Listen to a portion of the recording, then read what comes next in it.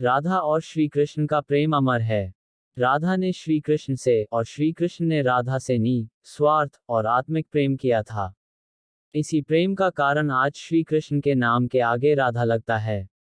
राधे कृष्ण। कोई रुक्मिणी कृष्ण क्यों नहीं कहता, जबकि रुक्मिणी भी तो राधा की तरह प्रेम करती थी। आओ जानते हैं राधा कृष्ण प्रेम की अनसुनी बातें।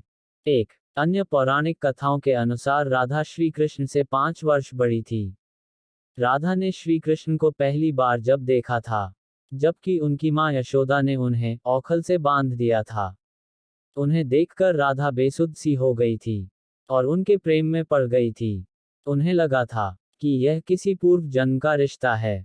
कुछ लोग कहते हैं कि वह पहली बार गोकुल अपने पिता वृषभानु जी के साथ आई थीं। तब श्री कृष्ण को पहली बार देखा था, और कुछ विद्वानों के अनुसार संकेत तीर्थ पर पहली बार दोनों की मुलाकात हुई थी। जो भी हो, लेकिन जब राधा ने कृष्ण को देखा तो वह उनके प्रेम में पागल जैसी हो गई थी, और कृष्ण भी उन्हें देखकर बावरे हो गए थे। दोनों में प्रेम हो गया था। ब्रह्मवैवर्त पुराण प्रकृति खंड अध्याय 48 के अनुसार और यदुवंशियों के कुलगुरु गर्ग ऋषि द्वारा लिखित ग संहिता की एक कथा के अनुसार एक बार नंद बाबा श्री कृष्ण को लेकर बाजार घूमने निकले थे। उसी दौरान राधा और उनके पिता भी वहां पहुंचे थे। दोनों का वहां पहली बार मिलन हुआ। उस दौरान दोनों की ही उम्र बहुत छोटी थी। उस स्थान को सांकेतिक तीर्थ स्थान कहते हैं। संकेत का शब्दार्थ है पूर्व निर्दिष्ट मिलने का स्थान। मान्यता है कि पिछले जन्म में ही दोनों ने यह तय कर लिया था कि हमें इस स्थान पर मिलना है। कहते हैं कि यहीं पर गर्ग संहिता के अनुसार एक जंगल में स्वयं ब्रह्मा ने राधा और कृष्ण का गंधर्व विवाह करवाया था। यहाँ हर साल राधा के जन्मदिन यानी राधाष्टमी से लेकर अनंत चतुर्दशी के दिन तक मेला लगता है। 2 ब्रह्मवैवर्त पुराण की एक पौराणिक कथा के अनुसार श्री कृष्ण के साथ राधा गोलोक में रहती थीं। एक बार उनकी अनुपस्थिति में श्री कृष्ण अपनी दूसरी पत्नी विरजा के साथ घूम रहे थे। तभी राधा आ गईं। वे विरजा पर नाराज होकर वहां से चली गईं। श्री कृष्ण के सेवक और मित्र श्रीदामा को राधा का यह व्यवहार ठीक नहीं लगा, और वे राधा को भला बुरा कहने लगे। राधा ने क्रोधित होकर श्रीदामा को अगले जन्म में शंखचूड़ नामक राक्षस बनने का श्राप दे दिया। इस पर श्रीदामा ने भी उनको पृथ्वी लोक पर मनुष्य रूप में जन्म लेकर 100 वर्ष तक कृष्ण विछोह का श्राप दे दिया। राधा को जब श्राप मिला था, तब श्री कृष्ण ने उनसे कहा था कि तुम्हारा मनुष्य रूप में जन्म तो होगा, लेकिन तुम सदैव मेरे पास रहोगी। यही कारण था कि राधा और श्री कृष्ण का बचपन में विछोह हो गया था।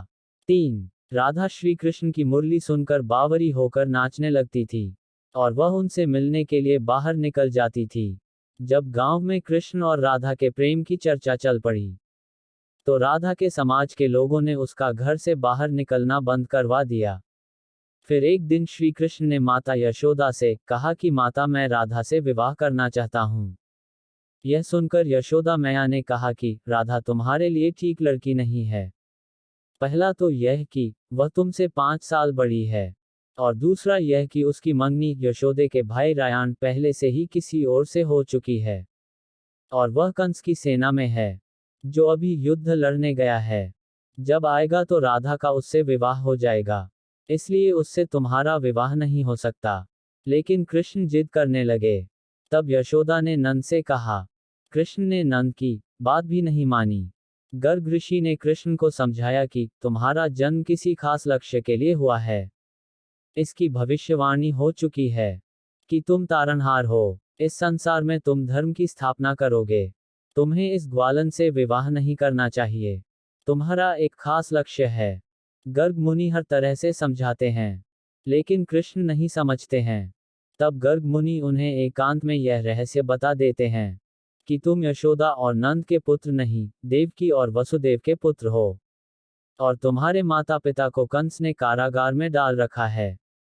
यह सुनकर श्री कृष्ण के जीवन की दशा बदल जाती है। 4 राधा के परिवार को जब पता चला कि यह श्री कृष्ण की मुरली सुनकर उनके प्रेम में नाचती हुई उनके पास पहुंच जाती है, तो उन्होंने राधा को घर में ही कैद कर दिया था। तब श्री कृष्ण ने अपने साथियों सहित एक दिन उन्हें रात में कैद से मुक्त कराकर उद्धव और बलराम सहित अन्य सखियां के साथ रात भर नृत्य किया था। यह रात पूर्णिमा की रात थी, जब महारास हुआ था। बाद में राधा की मां राधा के कक्ष में गई, तो राधा उन्हें वहां सोते हुए मिली। कहते हैं कि उस वक्त श्री कृष्ण को दो ही चीजें सबसे ज्यादा प्रिय थीं, बांसुरी और राधा। कृष्ण की बांसुरी की धुन सुनकर राधा के जैसे प्राण ही निकल जाते थे। कई जन्मों की स्मृतियों को कुरेने का प्रयास होता था, और वह श्री कृष्ण की तरफ खींची चली आती थी। भगवान श्री कृष्ण के पास एक मुरली थी, जिसे उन्होंने राधा को छोड़कर मथुरा जाने से पहले दे दी थी। राधा ने इस मुरली को बहुत ही संभाल कर रखा था, और जब भी उन्हें श्री कृष्ण की याद आती तो वह यह मुरली बजा लेती थी। श्री कृष्ण उसकी याद में मोरपंख लगाते थे, और वैजंती माला पहनते थे। श्री कृष्ण को मोरपंख तब मिला था, जब वे राधा के उपवन में उनके साथ नृत्य कर रहे मोर का पंख नीचे गिर गया था, तो उन्होंने उसे उठाकर अपने सिर पर धारण कर लिया था, और राधा ने नृत्य करने से पहले श्री कृष्ण को वैजंती माला पहनाई थी। 5. जब कृष्ण वृंदावन छोड़कर मथुरा चले गए, तब राधा के लिए उन्हें देखना और उनसे मिलना और दुर्लभ हो गया। कहते हैं कि राधा और कृष्ण दोनों का पुनर्मिलन कुरुक्षेत्र में बताया जाता है, जहां सूर्यग्रहण के अवसर पर द्वारिका से कृष्ण और वृंदावन से नंद के साथ राधा आई थी। राधा सिर्फ कृष्ण को देखने और उनसे मिलने ही नंद के साथ गई थी। इसका जिक्र पुराणों में मिलता है। इसके बाद राधा और श्री कृष्ण की अंतिम मुलाकात द्वारिका में हुई थी। सारे कर्तव्यों से मुक्त होने के बाद राधा आखिरी बार अपने प्रियतम कृष्ण से मिलने गईं। जब वे द्वारका पहुंची तो उन्होंने कृष्ण के महल और उनकी 8 पत्नियों को देखा।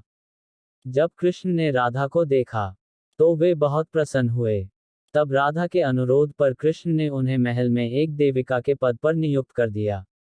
कहते हैं कि वहीं पर राधा महल से जुड़े कार्य देखती थीं, और मौका मिलते ही वे कृष्ण के दर्शन कर लेती थीं। एक दिन उदास होकर राधा ने महल से दूर जाना तय किया। कहते हैं कि राधा एक जंगल के गांव में रहने लगी। धीरे धीरे समय बीता और राधा बिल्कुल अकेली और कमजोर हो गईं। उस वक्त उन्हें भगवान श्री कृष्ण की याद सताने लगी। आखिरी समय में भगवान श्री कृष्ण उनके सामने आ गए। भगवान श्री कृष्ण ने राधा से कहा कि वे उनसे कुछ मांग लें, लेकिन राधा ने मना कर दिया। कृष्ण के दोबारा अनुरोध करने पर राधा ने कहा कि वे आखिरी बार उन्हें बांसुरी बजाते देखना और सुनना चाहती हैं। श्री कृष्ण ने बांसुरी ली और बेहद सुरीली धुन में बजाने लगे। श्री कृष्ण ने दिन रात बांसुरी बजाई। बांसुरी की धुन सुनते सुनते एक दिन राधा ने अपने शरीर का त्याग कर दिया। अगर आपको स्टोरी के माध्यम से कुछ सीखने मिला हो या स्टोरी अच्छी लगी हो, तो कमेंट के माध्यम से हमें जरूर बताएं। अगर आप और भी स्टोरीज को सुनना चाहते हो तो आप बिल्कुल सही जगह हो। यहाँ पर आपको काफी सारी मॉरल स्टोरीज, मोटिवेशनल स्टोरीज का संग्रह मिलेगा, जो आपको जीवन में आगे बढ़ने की प्रेरणा देगा। ऐसी ही और हिंदी कहानी सुनने के लिए जल्दी से heart touching story YouTube channel को सब्सक्राइब करें। ये बिल्कुल मुफ्त फ्री है। आपका बहुमूल्य समय देने के लिए धन्यवाद। आपका दिन शुभ रहे।